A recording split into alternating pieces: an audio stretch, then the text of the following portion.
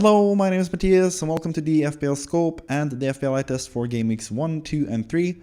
We are almost done or halfway through the international break, and I figured this would be a good time to look back at the first 3 game weeks of the season and look through every single team in the Premier League and see how they've fared so far and see if we can make any conclusions about what the team will look like for the rest of the season. There are obviously some instances where there have been injuries. Some teams have had tougher matches than others, so you have to take that into account. But let's go through each team, look at the matches that they've had and how they've produced in terms of goals, expected goals, goals against, expected goals against, all that good stuff.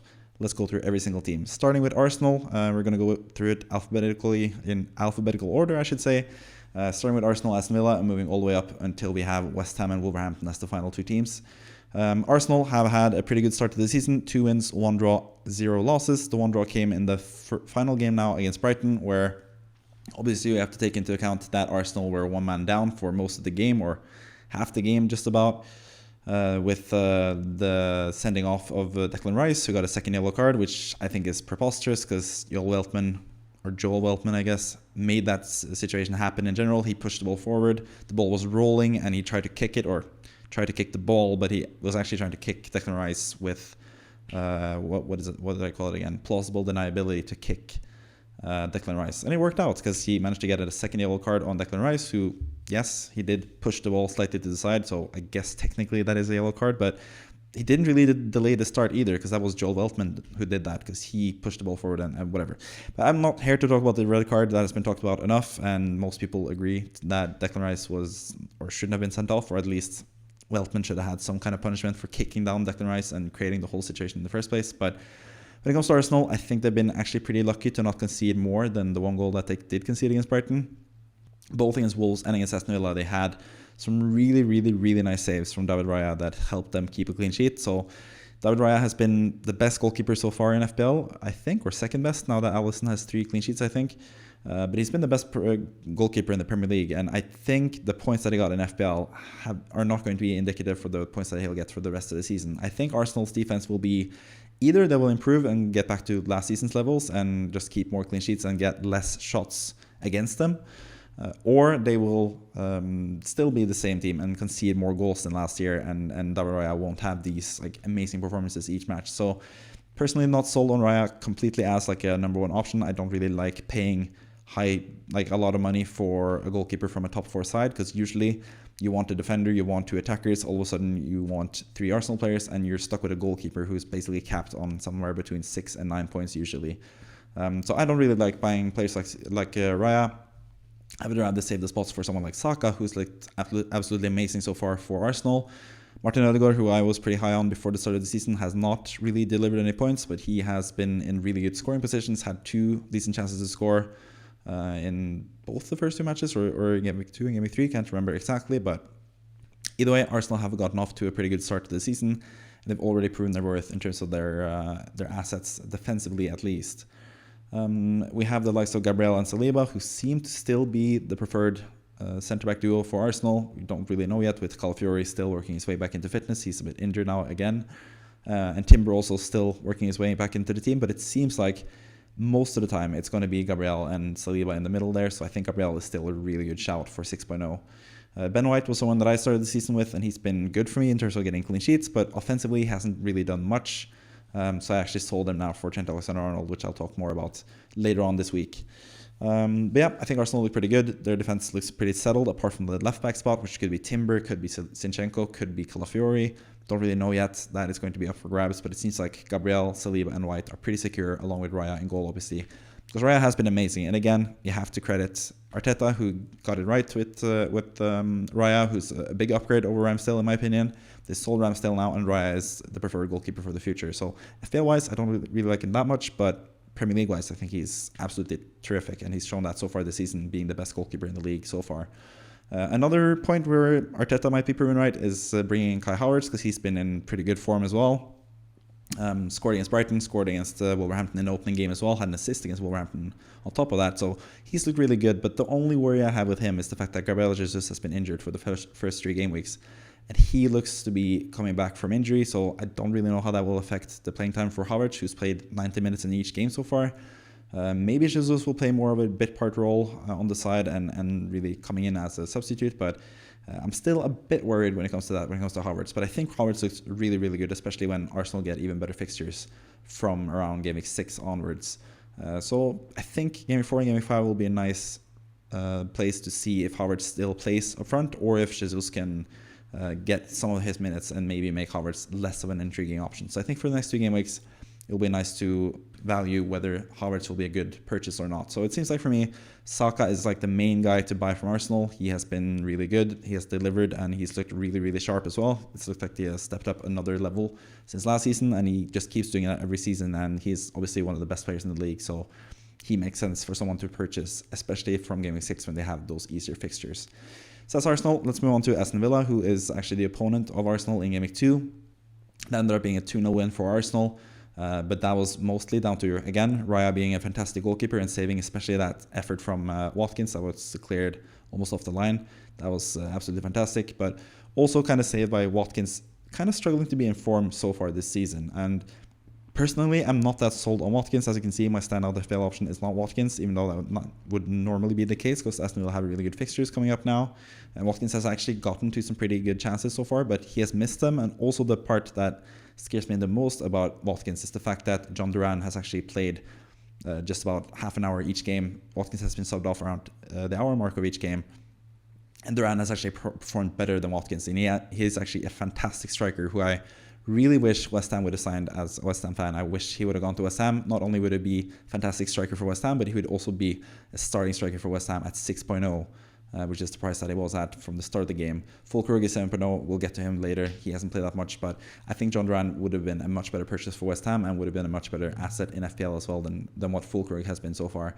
And I think the Duran thing is what puts me off Watkins the most. If they didn't have a good backup striker, if they still just had Cameron Archer as their backup striker, and Watkins was like by far the preferred striker, I think I would be more inclined to buy him. But currently, I thought about selling Haaland to get Watkins, but obviously now the Haaland scored 2 hat-tricks in a row, and Watkins has that slight issue with his playing time.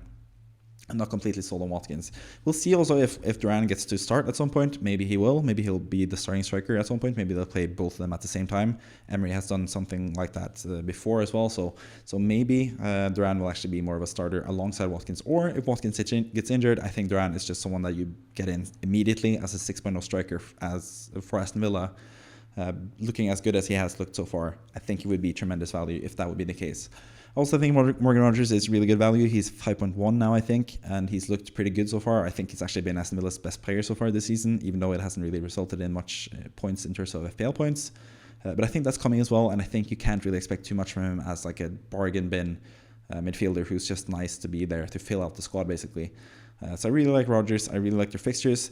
And on the topic of Watkins as well, I think this next game week is pivotal for Watkins. Like, this is the jumping on point. If you actually have belief in Watkins, this is the week where you should go for him, assuming he's not injured. He had to withdraw from the England squad, but if he's actually fully fit and it was just an international break injury as we expect, then I think this is his chance where he has been able to fully rest, and Duran has been sent to, or has played for Colombia in the national team, and is coming back from South America, and he's going to be a bit more tired. So I think now with Everton at home in Game Week 4, I think that's the week to go for Watkins if you do believe in Watkins, but I don't really like him long term, so I would stay away personally, even if I was on a wild card. But this is the week to go for him. Like, it would be like too late next week, I think, with Duran being back fully from the international break. I think he would still eat into the minutes of Watkins. So this might be the pivotal week where Watkins actually plays more than 1 hour of the game and actually shows that he is the same type of striker that he was last season. But obviously, he's pretty expensive since he was the best scoring or the highest scoring forward in the game last season. So I think he's a bit too expensive for my taste. When it comes to Aston Villa's defense, I also have some question marks about it. Last season, they only had 8 clean sheets, I think, and some of those clean sheets were against the likes of Man City and Arsenal and stuff, which are normally fixtures where we wouldn't play Aston Villa defenders anyway. So I'm not sure. They usually concede goals against the worst teams in the league, and that has been sort of the same thing so far as well. They conceded in every game so far. 1 goal against West Ham and conceded several more chances as well. That could have been a much higher score if Soucek had a good night. There, they conceded twice against Arsenal, despite actually conceding the least XG. Well, not really, because they conceded less XG against Leicester, but they still conceded against Leicester as well. So, yeah, they just keep finding a way to concede goals, and I don't really know if I trust their defense, but they do have some decent options in Pau Torres, in Esri Konsa, which is his first name. And Luca Digne as well has been pretty good at left back. But Digne, again, we know how much of an FPL troll he is. And we know that Maatsen has come in for about £40 million this summer. So I don't think long-term Digne would be a sure starter. That's why I'm sort of not really going for him currently. And also just a bad history we have with Digne as well. Even though he's a 4.5 defender, which is a really good price for him if he is the starter. But I think Maatsen eventually will take over that spot at left back for Aston Villa. In goal as well, Emi Martinez, 5.0. Like I said, not too sold on the Aston Villa defense, especially not for 5.0.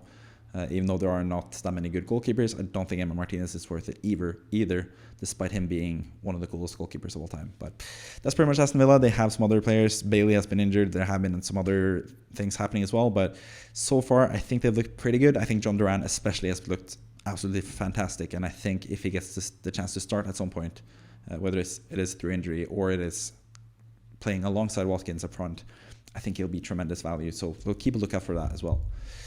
Let's move on to the next two teams on the list. And first we have Bournemouth, who have actually looked pretty impressive at least in parts this season. They have created quite a few chances, especially the last two game weeks against Newcastle and Everton. I think they've finally figured something out there. Now with Evan Nilsson up front, I think Evan Nilsson looks pretty good as well. He hasn't scored so far, but he's been actually pretty good when it comes to link-up play. He's been pretty good when it comes to getting chances as well. That could also be said for both Anton Semenyo, who's been an absolute revelation so far this season. I've had it since Gameweek 1. I'm really happy about that. And also Tavernier on the other side, Marcus Tavernier, who looks really, really good for Bournemouth as well, who's been unlucky not to get more points so far in FPL. The first game against Nottingham Forest, they weren't looking too good, and I think that's more down to Nottingham Forest being better than what I expected. I expected Bournemouth to win that game, but Nottingham Forest actually looked pretty good, especially defensively, so they kept Bournemouth pretty far away from scoring goals, apart from the one goal that they had. But then against Newcastle and Everton, they really showed their worth, especially towards the end of the game against Everton. They were actually struggling against Everton until the 87th minute when they scored the 2-1 goal. And then they managed to turn that game around and win that match. So 2 draws, 1 win in the first 3 matches, 2 away matches as well. That is pretty damn good from Bournemouth. I think Bournemouth, even without Solanke, still looked like a pretty good team so far. And they are creating a lot of chances, as you can see, 5.7 XG total from the first 3 games. That's really, really good. Expected to score 2 goals per game just about, which is really, really nice, especially considering most people outscore their XG as well. So Bournemouth looking really good. Semenyo is the standout pick. I think Tavernier as well is really good for the same price. Defensively, they have some decent options. They have Araujo, who's starting to play more and more at right back. They have Sabarni, especially defensively, and Senesi as well, who's been switching a bit around with Huijsen, which has been kind of surprising. They got a new goalkeeper now in Kepa Arrizabalaga as well, so maybe that will help them defensively more, because they need some help defensively for sure, from judging by the numbers. But I think the Bournemouth attack is where I would put my money on when it comes to Bournemouth, especially Semenyo, who I've been super impressed with both last season, also in preseason. I think what actually sold me the most on Semenyo was not just what he proved on the pitch last season, but there was an interview on Sky Sports on their YouTube channel where I think he looked like sounded like a really smart guy as well, and seems really driven, seems really to have his head on straight, and he looks the part in all ways basically. So I'm a huge fan of Semenyo, and I'm really happy to see him perform so well so far this season, scoring points in every single game week so far, and I think that will continue as well, despite some tougher matches now in Game 4 and 5 especially. Speaking of tougher matches in Game 4 and 5, we have Brentford as well, who have had some tough matches so far as well. Crystal Palace, who looked really good last season, but Brentford managed to win that game. Brentford lost against Liverpool, but they still created some chances at least. Ivan Toney is obviously left for Saudi Arabia, and he hasn't really played a part in the season so far either. But Brian Mbeumo is looking like a better and better shout for Brentford now that he's going to be on penalties. We know how good he is without Toney from last season and the season before that as well. He's been absolutely tremendous whenever Toney has been out. So Mbeumo is going to be a super popular player pretty damn soon. He's going to be in most teams in FPL, I think, from Game Week 6 onwards. He's going to be really, really good. So he's definitely someone to keep an eye out for.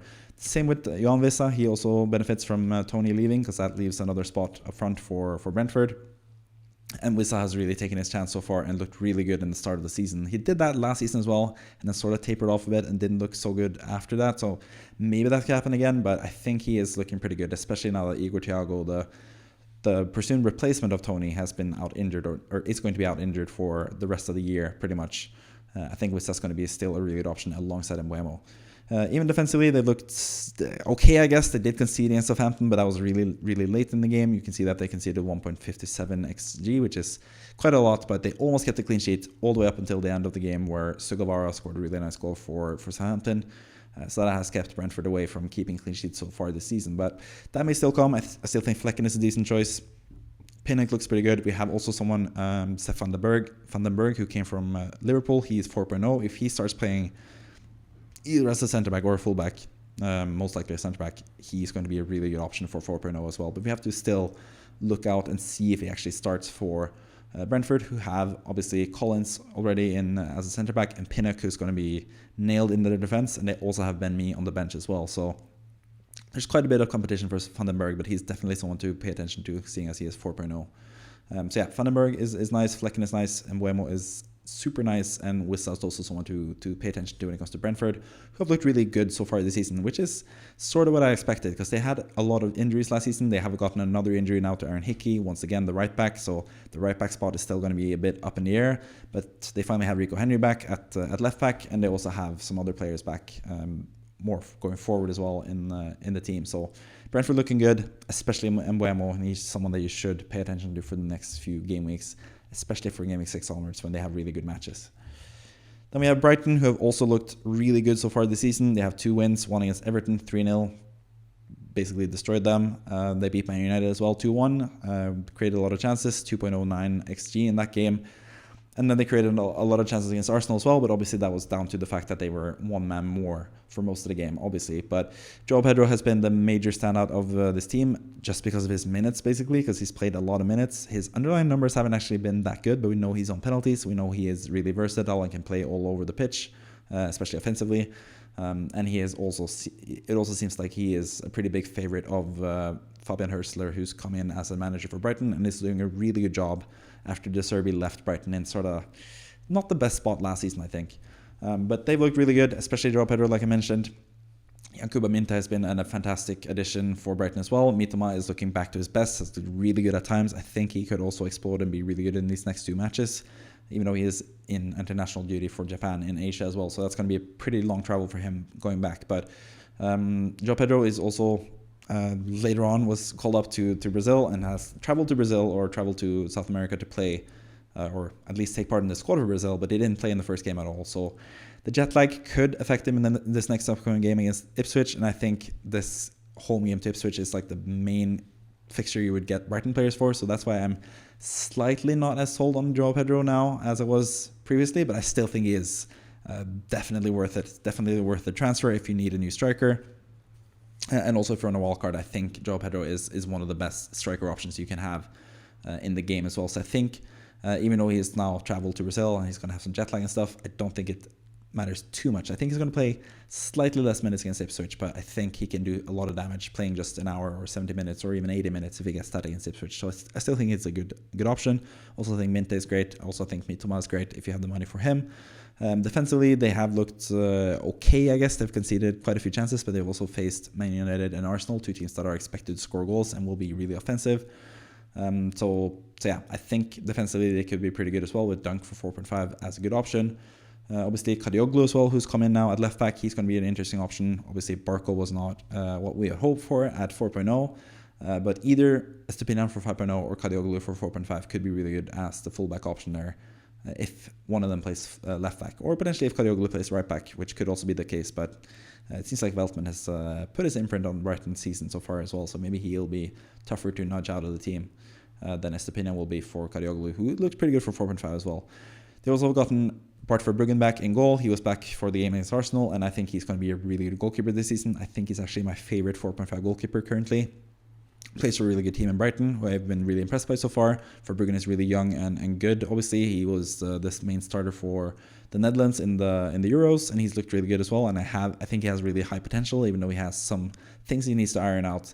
His first season was a bit wobbly as like the rotational goalkeeper with Jason Steele, but it seems like he's going to be the main guy now. Fabian Hurstler has said that he's not going to rotate his goalkeepers, and Verbruggen came straight into the team again in Game Week 3. So I think he looks like a really good option in defense as well for 4.5.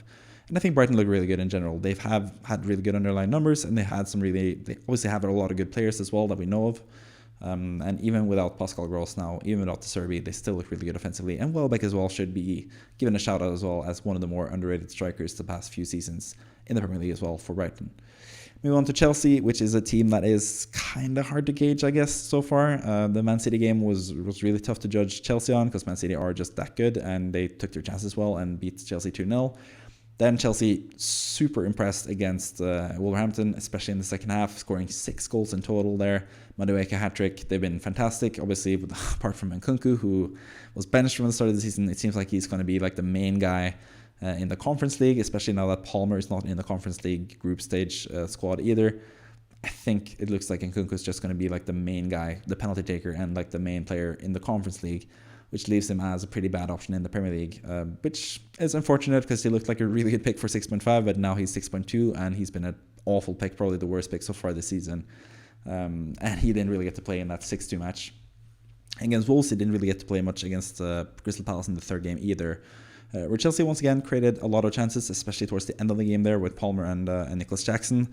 Nicholas Jackson again, who's looked really, not lethal, but he's looked really like on it. He's ready to score, but it's just his finishing is still letting him down a bit. But I'm a huge fan of Nicholas Jackson. I'm a pretty big fan of a lot of Chelsea's offensive players, even though I'm not a big fan of Chelsea's way of doing business. But Pedro Neto is obviously good. Madueke is looking better and better.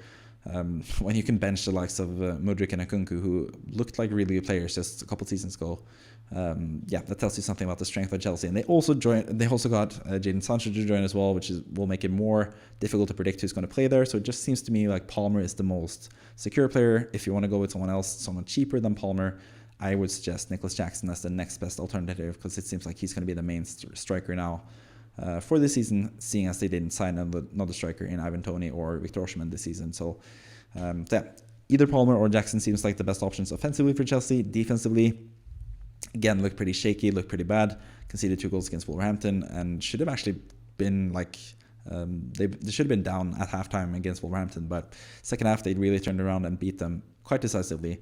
Didn't manage to do the same thing against Crystal Palace, but again, a pretty good performance against Crystal Palace overall in terms of the expected goals and stuff. They just need to be a little bit more clinical at times up front as well. And obviously defensively is the biggest gaps there. So they do have some nice options. Fofana as well, who's also been dropped in the Conference League squads. He's going to be playing mostly in the league. He's pretty good for 4.5. Levi Colwill is the same price. Wouldn't really trust Sanchez in goal for 4.5. I think he could easily be dropped at some point this season. They have signed Jurgensen in goal as well, who could take over for Sanchez in the league. But yeah, I think offensively is where I would put my value at when it comes to Chelsea. And obviously Palmer being that high price, since he had such a great season last season, he's going to be like the main guy for Chelsea. But I think honestly I prefer Saka at this point because Arsenal are more proven and Saka is more proven as well. But Palmer is still a really good option, especially if I have him already. I would not sell him just yet. So yeah, he's pretty good. Let's move on to the next few teams, and we have Crystal Palace. We just spoke about them in terms of the match against Chelsea, which was pretty nice. Nice to see Eberechi Esse actually get some returns for once, even though he was really close in the first 2 games. He didn't get an assist or a goal, which is kind of unfortunate for most of the people that had him in their team in FPL, just like me. But hopefully you had faith in him for the match against Chelsea, and he proved himself to be a really good player and scored again a really nice goal. And I think Esse is the standout pick for Crystal Palace. They have looked not as good as last season. They've had some issues. Mateta came back late from the Olympics, so he hasn't been fully up to speed yet. Crystal Palace obviously also signed Nketiah, didn't they? I think they did. And loaned out Edouard to Leicester. So yeah, the striker position is going to be less interesting for Palace than what I expected. I was hoping Mateta would have the striker position locked up and he'd be a pretty good option for 7.5. But currently I think Eze for $500,000 cheaper it just seems like a better use of my money basically. When it comes to the rest of the Crystal Palace attack, I don't really trust any other guys like Foley, Kamada, and Sarr seems to be like rotating a bit in the team. They don't really have any other standout offensive options. So offensively, I think it's Eze or bust basically for Palace. Defensively, they looked not so good so far. They've conceded twice against Brentford, twice against West Ham, and once against Chelsea. He really should have conceded more as well. So Henderson isn't looking quite as hot as he did at the start of the season. And also the likes of Munoz and Tyrick Mitchell, despite being pretty offensively minded players, have also not looked too good so far. Munoz has 1 assist at least. But yeah, for 5.0, I think that might be too much if Crystal Palace continue to play badly defensively. But they did make some really nice signings. Speaking of Chelsea, they did loan Trevor Chalobah in as a centre back. They also signed Maxence Lacroix. They're also working Chadi Riyad into the team. So they are sort of adjusting to a new team, a new squad this season, with Anderson moving to Fulham. So I think defensively you need to give them a bit more time. I'm not too worried about Henderson so far either. I think he's going to be a decent goalkeeper for the rest of the season, but yeah, time is sort of running out for Henderson as well. Especially if you're on a wild card, I could see why you would remove him. But yeah, Crystal Palace, I think they will be better this later on this season. I think Glasner will get them back in order eventually, but it's been kind of a rough start to the season for Palace, who might now get a bit of a reboot in the game against Leicester in Game 4. So yeah, I would keep Eze if I had him for sure. I think he's also someone that you could easily buy, because I think Eze is just amazing as the free kick taker, the penalty taker, the talisman for Palace. He looks absolutely amazing. So I think he's definitely someone to look out for. Moving on to Everton, who have been the least impressive team so far this season. They actually looked decent in the final game against Bournemouth up until the 87th minute when they conceded, and then everything just crumbled. Yeah, I don't really know what to make of Everton. They had some nice chances to score against Brighton, didn't really convert on them. They got absolutely destroyed by Spurs, as the only team that has been destroyed by Spurs so far this season, who looked really bad in that game. And then they obviously have that collapse against Bournemouth at home as well in Game 3. So not looking good for Everton, but they have also been without their best defender in Jared Branthwaite so far this season. They've played Michael Keane, who, yes, he scored against Bournemouth, but he's not a good defender, so it makes sense for them to be weak defensively when Branthwaite has been replaced by Keane. That was a big change last season when Keane went out of the lineup and Branthwaite came into the lineup.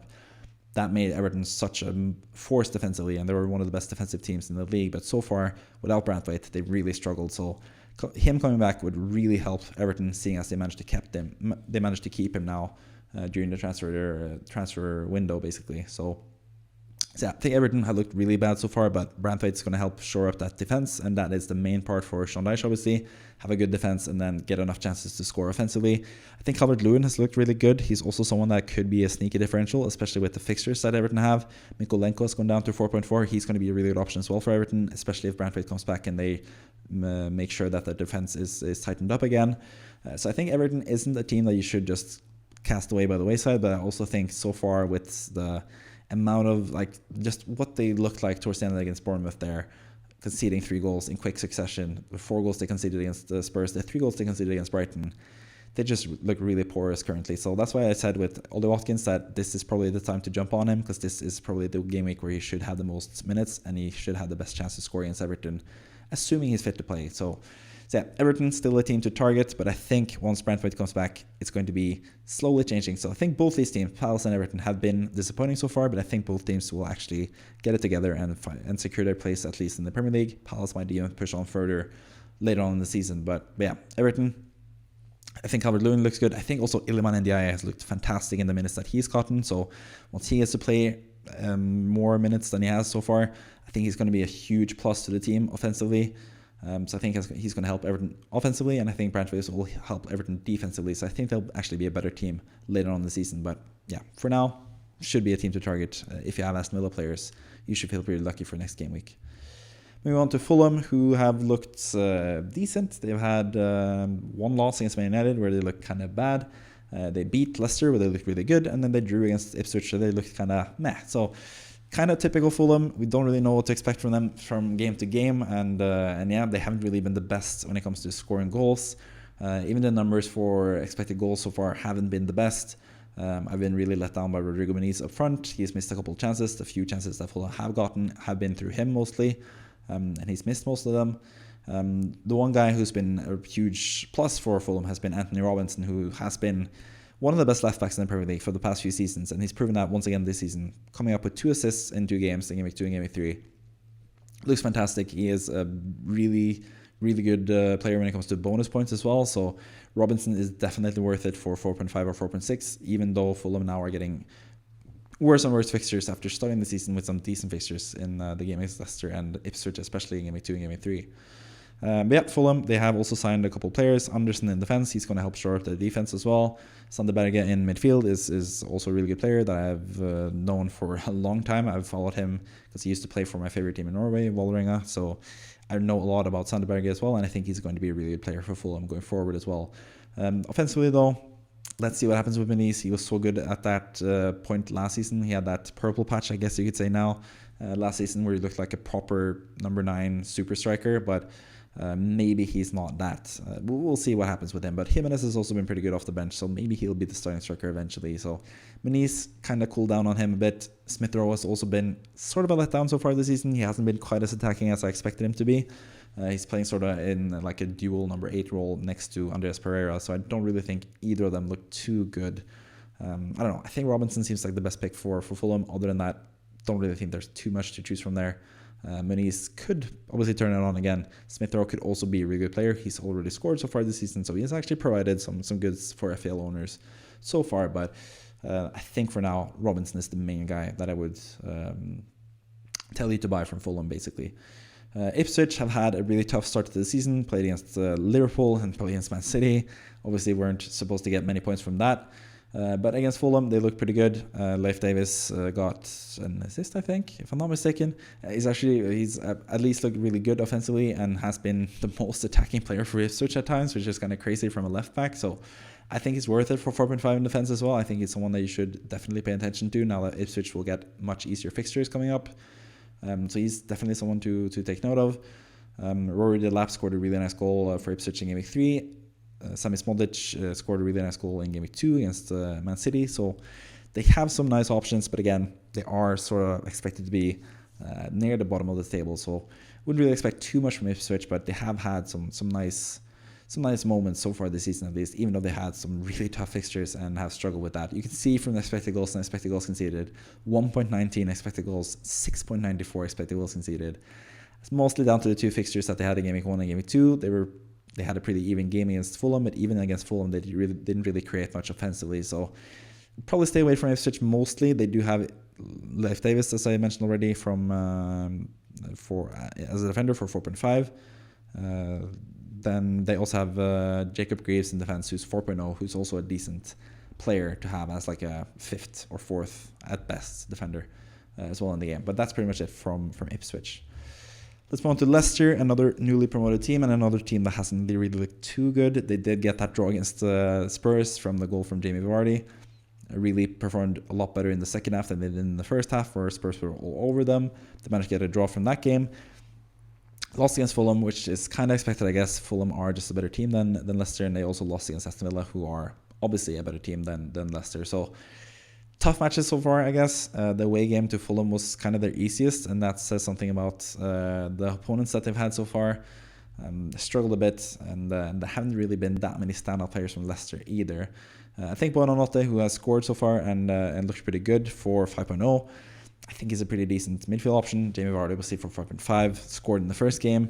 I think he's a bit of an unsure prospect for the entirety of the season, but currently, seeing as Patson Daka is injured, Vardy is a viable option offensively as well. So Leicester, I think it's mostly about the cheap defenders that they have. Woodfors, who's 4.1 now. Caleb Okoli, if he plays centre back, if he continues to play a centre back, he could be an option as well. And Buonanotte as well going forward. Really surprised to see Stefan Mavididi not be part of the team at all. He was like one of the most instrumental players in the team last season and was basically their talisman. And now all of a sudden he plays like 20-ish minutes per game, which is kind of crazy. Fatawu has looked really good for Leicester, though. He was also pretty important for Leicester last season. And it seems like he's taken another step up as a pretty young and good talent. So he's also someone to pay attention to alongside Buonanotte. Fatawu is even more nailed when it comes to minutes, and he looks pretty good so far as well, taking some set pieces as well. So he's definitely someone to pay attention to as well. But I think Leicester as well are a team that you should probably disregard for now. I think they need to prove something more than what they have so far, even though they had some tough fixtures. But yeah, I wouldn't really go for Leicester players if I was, as I am an FPL manager. I wouldn't really go for Leicester players, so probably stay away from them. That is the total opposite with Liverpool. That is a team that is really, really outstanding so far, and that's why I've also listed as the only team with 2 standout FPL options. I think Salah has looked absolutely amazing, obviously, so far. I think he's had 45 points, if I'm not mistaken. It's been terrific. We know what Salah brings. We know that he's like this every single season.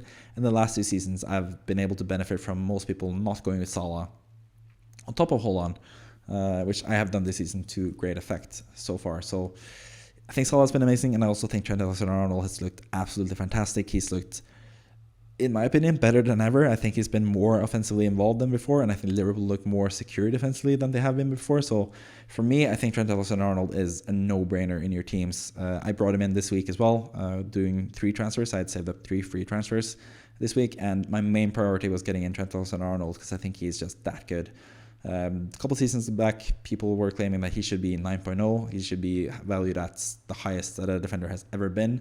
And although he is the most expensive defender currently in the game, he's only 7.0, which is absolutely nothing for a player of his caliber. So I think he is just a definite player to have in your team.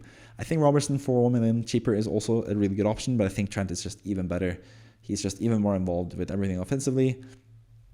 And I'm just such a huge fan of Trent, especially as an FPL option. So yeah, I think he's definitely someone that should be in your thoughts. Diogo Jota and Luis Diaz have obviously taken some headlines so far this season as well. They've been pretty secure in terms of their minutes.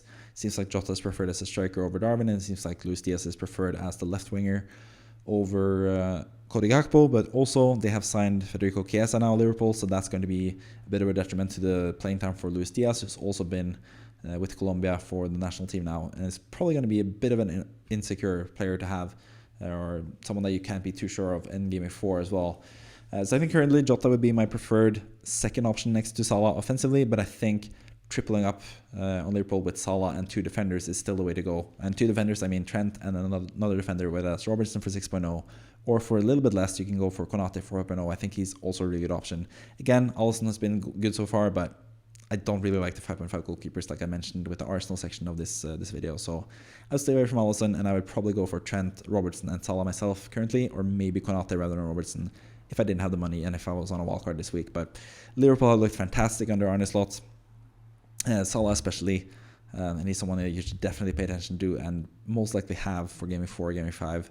When he has some really good matches, especially in Game 5 when he's going to be the best captain's option by far. I think Salah's going to be really good. And Game 6 against Wolves away, I think that's going to be underrated. A lot of people will wildcard in Game 6 and sell Salah for Saka, and I think that's going to be a pretty big mistake. I think Saka's going to be amazing in Game 6, but I think Salah has the potential to be even better, and I would not sell him that game week. I would probably wait for Game 7 to sell Salah if I were to do so, but I might keep him longer myself as well. It just depends how good he looks for the next few game weeks. But Salah's been amazing, Trent's been amazing. That's pretty much it. What you need to know for Liverpool. Jota is still a good option. Robertson, Konate also really good options, in my opinion, from Liverpool. Moving on to Manchester City, we're going from strength to strength there, from a former champion to the reigning champion in Manchester City. Looked absolutely amazing. They beat Chelsea 2-0. Haaland scored only 1 goal, a measly 1 goal from Haaland there. Pathetic. But then he responded with a hat-trick against Ipswich and a hat-trick against West Ham. 17 points in each of those 2 games. Yeah, kind of lost for words for my countryman there in Haaland, even though he missed an open goal for Norway, but that's par for the course, I guess, even though he scored like 31 goals in 32 games or 33 games for Norway as well. He's lethal wherever he goes. But yeah, Haaland has obviously been the standout option so far in FPL, but also a big shout out to Rico Lewis in defense for 4.5. He's now 4.7. I think he's gone up in price twice now. He's looked really, really good, and he's been really unlucky enough to get more points. City only have the clean sheet against Chelsea. They did concede against Ipswich. They did concede against West Ham. Especially against Ipswich, they were unlucky. But against West Ham, I think West Ham actually provided enough chances to get a goal in that match, even though the expected goals numbers might not say that. Only 0.73 expected goals there, but they were really close with scoring with Kudus as well, hitting the post. So yeah, I think West Ham had some chances to score in that game. And obviously, the actual goal is not counted in the XG because that was an own goal from Ruben Diaz. So that doesn't count against the XG. So I think conceding against West Ham was kind of expected. But the goal that they conceded against Ipswich was not expected, as you can see from the expected goals in that game.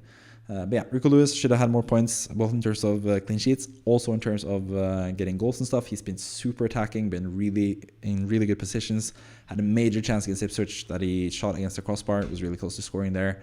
Had some nice assist opportunities against West Ham as well. So I think Rico Lewis has looked amazing, but we don't really know. Pep Guardiola said after the 3rd game that preseason is sort of over and now the real season starts. So maybe that doesn't bode well for the chances for Rico Lewis going forward. But he's played 90 minutes in each game so far. So I think he actually looks like a really good option. And I think Kyle Walker is worse than people are letting on. I think he was kind of weak towards the end of the last season, especially also in the Euros, even though he was selected the Euros best 11, which I think was ludicrous.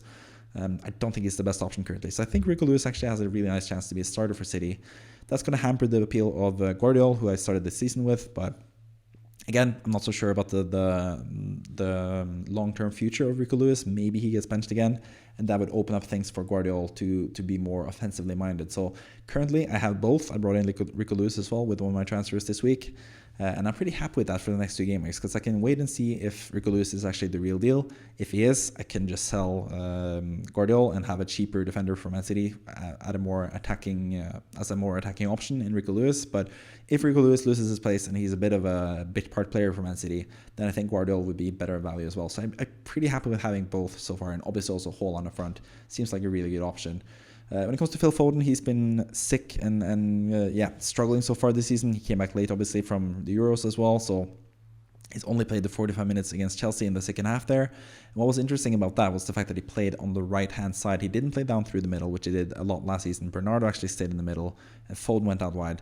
And the wingers for Man City this season have been really far and wide and haven't really been in central positions, which is not boding well for Foden if he plays in that position. So I think Foden is a bit of a wait and see, but he could obviously, once he gets back fully fit, he could be a really nice option, especially if he plays centrally. He'll be a fantastic option.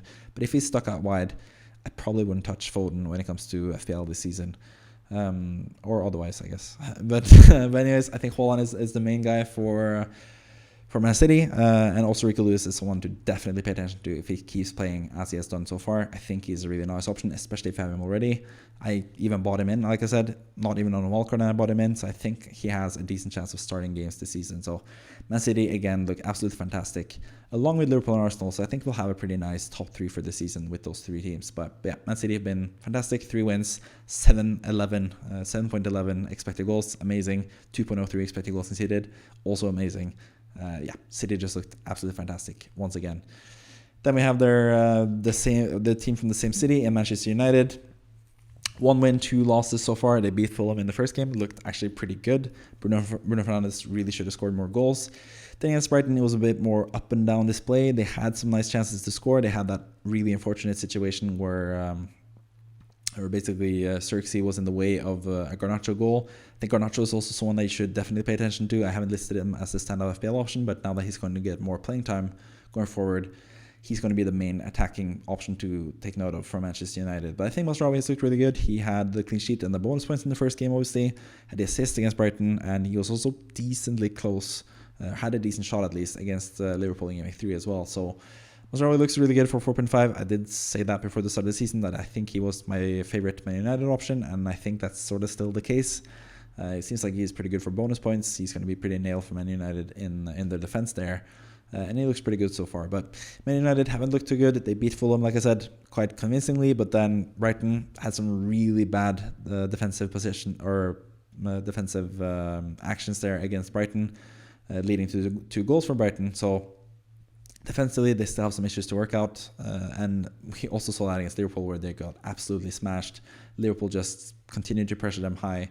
And that really made the likes of Casemiro really struggle in the game as well. So not really sold on Man United so far. I think they are, again, a bit of a wait-and-see team. I do like Masraoui for his price so far.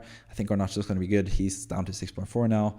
Xerxes has had a lot of chances. He scored the first goal scored the goal in the first match of the season against Fulham.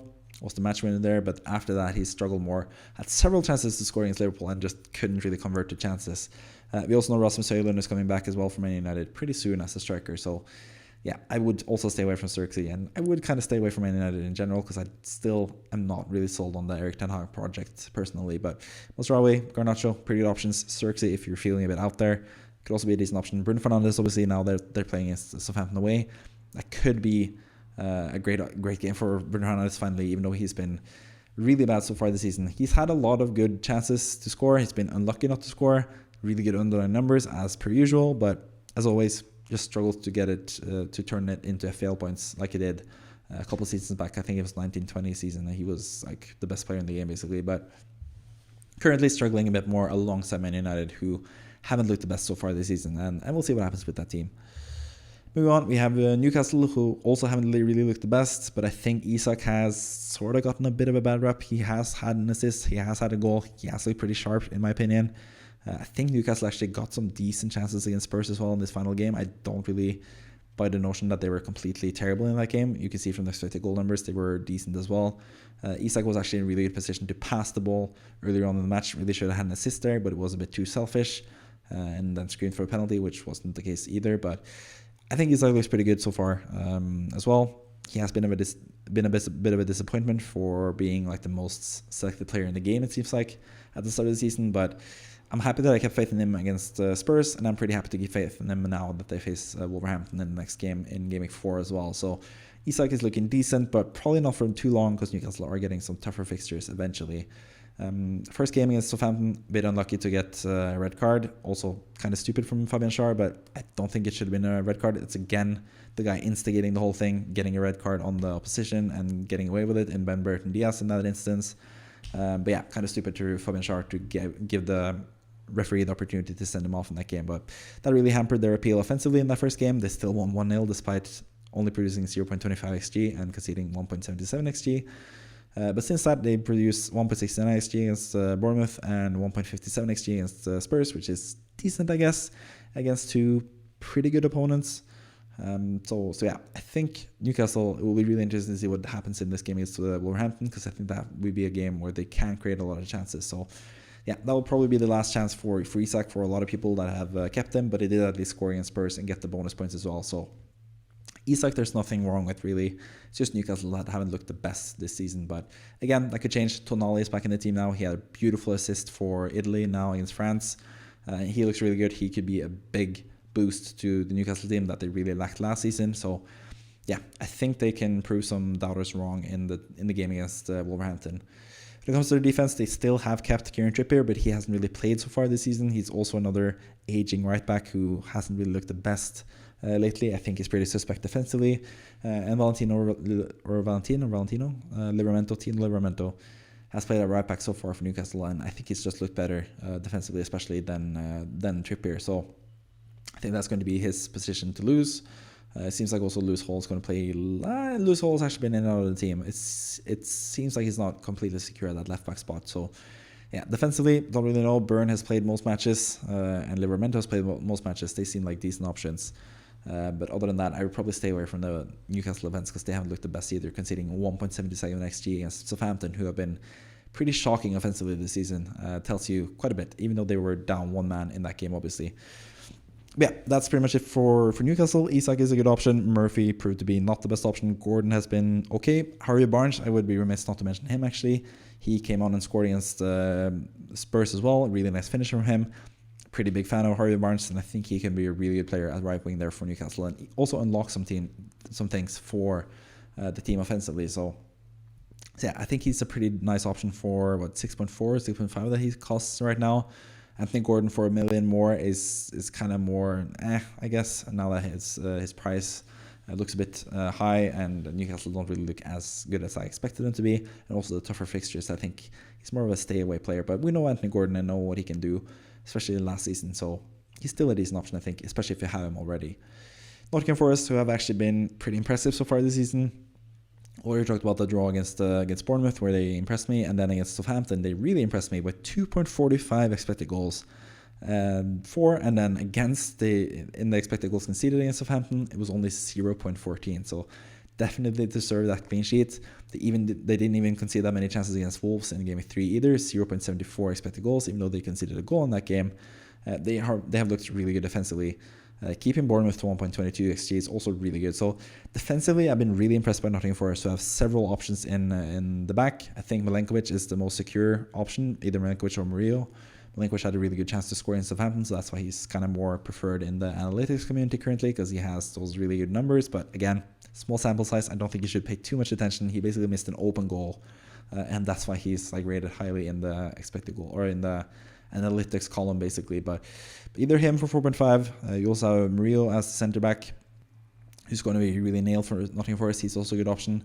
And then whoever is the fullback out of Nico Williams, Ola Aina, and the newly signed Alex Moreno. Alex Moreno for 4.5 or 4.4, which is now, could be a really, really nice price. I think he is definitely an option to consider, but again, he has to prove that he's a starter for them, and that's going to be the first priority for Nottingham Forest when it comes to the defensive assets. Offensively, Chris Wood has looked really, really good, and also it seems like, or We know that Nottingham Forest didn't sign any players in the transfer window in attack. They were trying to get Eddie Nketiah over the line, but that didn't happen. So it's still just Chris Wood and Avoni. Personally, I think Avoni is a really good player, but I think from Nottingham Forest fans, from what I've heard, he's one of those players that seems to be better among other fans than the actual fans that watches Nottingham Forest each game, aka Nottingham Forest fans.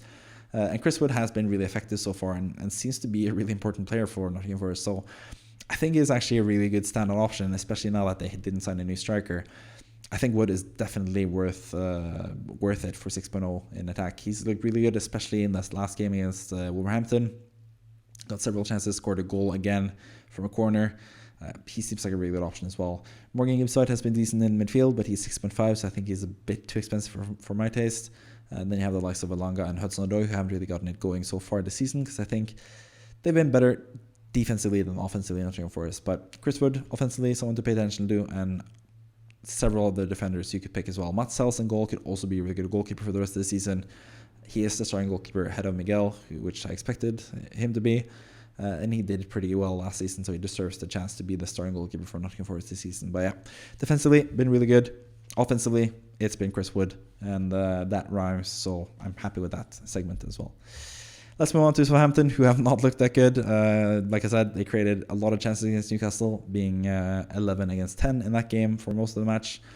But they didn't score still. They missed a lot of chances. They didn't create any chances against Nottingham Forest in Gameweek 2. And then Gameweek 3, they also were lucky to score a goal towards the end of the match with a really nice finish from Sugawara. But Nottingham Forest, I should say, Southampton have looked like a team to target so far. They look like the worst team in the Premier League currently, in my opinion. I think Everton, like I said, will turn it around, and I think Southampton will just continue to struggle this season. It's going to be a tough season for Southampton, with some pretty tough results. 3 losses in 3 pretty decent games so far, or okay games, I guess. Both Newcastle and Brentford are tough away fixtures, I guess. And Nottingham Forest have proved to be better than expected, but still, you would expect them to have more of a chance of getting points in those games than they actually did, because even against 10-man Newcastle, they couldn't provide the goods. So yeah, Southampton, I think it's more a team to target than a team to target players from, if that makes sense. Sugawara has been like the standout option, scored a really nice goal in the game against Brentford to delete the clean sheet for Brentford. But he's been really good in attacking, but he's obviously 4.5, so he's a bit more expensive than the likes of Harvey Bellis, who you can have for 4.0. So if you want to have just a cheap final defender who plays every game, you can go for Harvey Bellis. But if you have some faith in Southampton for some reason, Sugawara could be a good option in defense there. So yeah, Southampton, not really much to say about their team, just the fact that you should target them whenever your team plays against Southampton, which is going to be Man United up next. You should be pretty happy about that team playing them, because yeah, Southampton haven't been that good so far. Spurs, they have managed to get 1 win, 1 draw, and 1 loss. And I don't think they've looked too impressive, I guess. Pedro Porro has impressed me a lot. He's been even more attacking than he was last season, which is kind of crazy. So for 5.5, I think he's actually a really, really good option, even though Spurs seem to concede every single game, which they have done so far, apart from the game against Everton where they destroyed them 4-0. Made the easy money of Everton in that game. But Leicester, they had a similar first half that they did against Everton. They had against Leicester, but they just couldn't score the goals. Solanke had several chances and missed them, and since then he's been injured. So Solanke, who looked like a pretty good pick from the start of the season, he's been a letdown so far, but I think he's going to be a really good option eventually, because he's going to get a lot of chances created for him with Spurs, who are looking really offensively minded and looking really good so far offensively, I think. At least defensively, still shaky, and that's not why you would bring in someone like Pedro Porro. It would be more for the attacking output, and he's looked really good so far. So he's definitely the standout player for Spurs. You have Heung-min Son, who's about the same price as, or he is the same price as Saka and slightly cheaper than Palmer. I think both Saka and Palmer are just better picks than Son. Don't really know if he's going to play up front or on the wing. Even playing up front against Newcastle, which is a team that is kind of there for the taking currently with the injuries and suspensions that they have defensively. They still didn't manage to score that many goals. They just scored the 1 goal in that game. So yeah, I think Solanke could be a good option eventually. I think Son is a bit too expensive for my taste, and the rest of the attacking players are just too rotation prone. Apart from Maddison, I guess, who looked really good, especially in the first 2 game weeks. We know Maddison can run a bit hot and cold, but for the first 2 games of the season, he was really hot and looked really, really good. And it seems like I'm talking about his appearance now, but I'm actually talking about him as a player. But he, was really impressive in the first 2 game weeks.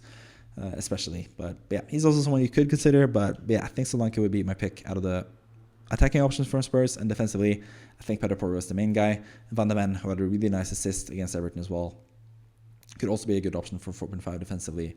If you want to just get someone cheaper, I guess. So, yeah, I think Spurs have some pretty tough matches coming up. I'm not too sold on their fixtures, so I'd probably stay away myself. But Pedro Porro looks really good and enticing, so he could be someone that I might go for as well. But apart from that, I think it's just Solanke, and that's pretty much it for Spurs so far. But they have been really attacking, and they could prove to be a really good team. They just have Arsenal on in the next game week, which is going to be really tough for them. So, staying away from Tottenham. Let's move on to the final two teams of this video. We're approaching about an hour of the video, speaking about every single team. I hope you've enjoyed it so far. Please leave a like if you have. West Ham have looked really good offensively and pretty weak, porous defensively. Should be noted, they've had 3 really, really tough matches. Aston Villa is no joke in the first game week. Lost that game 2-1. Obviously, John Duran scored against the team that was linked with them all summer. Then Crystal Palace, who are a really good offensive team. West Ham actually kept them to 1.35 XG, which is pretty nice to see. And then they played Man City, obviously, in the third match. So it's hard to judge West Ham so far, especially defensively. They have conceded a lot of expected goals conceded numbers so far, but have been actually pretty decent when it comes to the overall play, basically. But yeah, 1 win, 2 losses so far, but really tough matches. So I think we should be letting West Ham a bit off the hook. They are still trying to adjust to the new life under Julen Lopetegui after so many years with David Moyes in charge, and that has affected their play as well. So I think over the course of the season, West Ham will be really good, and I think currently they have some really nice offensive talents as well. Kudus has looked absolutely amazing so far. He's one of the best players in the league, in my opinion. But he also plays sort of out of position on the left wing spot, and I think that sort of hampers his appeal in FPL. I think Bowen for $1 million more is the better option currently, and he's someone that I would really consider on a wildcard if I were you. I haven't really heard that many people mention Bowen, but I think he's looked really good so far. He's always been fantastic for West Ham. He's always going to play 70 plus, mostly 90 minutes for West Ham as well, and be really lethal, both scorer and assister for West Ham. So I think Bowen is a really good shout. He was fantastic, especially away from home last season, and they have some really nice away fixtures coming up, West Ham. So I think Bowen is definitely someone that you could potentially target for your wildcard in Game Week 4 if you're doing that currently. Someone that I'm looking at myself as well, but I will not be able to purchase him, sadly. But he's definitely a good option alongside the likes of SAN and Buemo for about the same price. So Bowen is definitely someone you should pay attention to. Maybe Kudus for a cheaper price as well. He could also come good and score some goals. Really nice scoring against Man City, hitting the posts and out, but it just wasn't meant to be for Kudus in that game. But West Ham will look good. Antonio has played mostly up front, but I think Fulkrug is going to play more and more as a striker. He is 6.9, I think, now as a forward. So still someone you should probably just keep note of, but probably not purchase currently. But I think he can provide the goods. He scored scored for Germany now in the international break, and I think he's still a really good striker that you could pay attention to. Suchek has actually been pretty offensively minded in the games that he did play in Game Week 1 and Game Week 2. Scored against Palace as well. Really nice goal for West Ham there. So for 5.0, he's a decent option in midfield, but he didn't play against Man City, and there are just so many attacking talents at West Ham that I wouldn't really trust him with starting so far. I think Paquetá and Bowen and Kudus are nailed. The rest of the offensive talents for West Ham, maybe not so much. Defensively, it seems like Kilman is going to be the rock in their defense, and it also seems like, I'm guessing probably that Mavropanos has kept his place so far, but I think Todibo is going to be taking over as the centre back eventually. At right back, Wan-Bissaka has looked absolutely fantastic. He's 4.5. He's been super attacking as well, which is kind of surprising. So if West Ham turn out to be better defensively over the course of the season, I think Wan-Bissaka is going to be a really good asset eventually for 4.5. Likewise, Emerson on the left back spot is also even more secure in his place. Doesn't really have any potential replacements there as well. Wan-Bissaka has actually played a bit out of left back for West Ham, so he could actually play on the left. But yeah, both the fullbacks look really good. And also Ariola and goal for 4.5 could also be a decent shout, especially seeing as you can have Fabianski as his backup if you want to use up 2 West Ham spots as a goalkeeper. But I think West Ham will come really good eventually this season. I think they proved that they are really good offensively. We also have Crescencio Somerville trying to get into the team. He's going to be playing more and more. He was really good last season, so I think he could be another really good player for them. And yeah, Kudus, Bowen, Paquetá, just so many good attacking talents. Fulkrug, Antonio, like so many to choose from. I think West Ham will be really good, but currently not the best fixtures, and they haven't really proven much so far, and they're still trying to adjust to Lopetegui. So stay away for now unless you want to take a punt on Bowen, but definitely pay attention for West Ham for the rest of the season.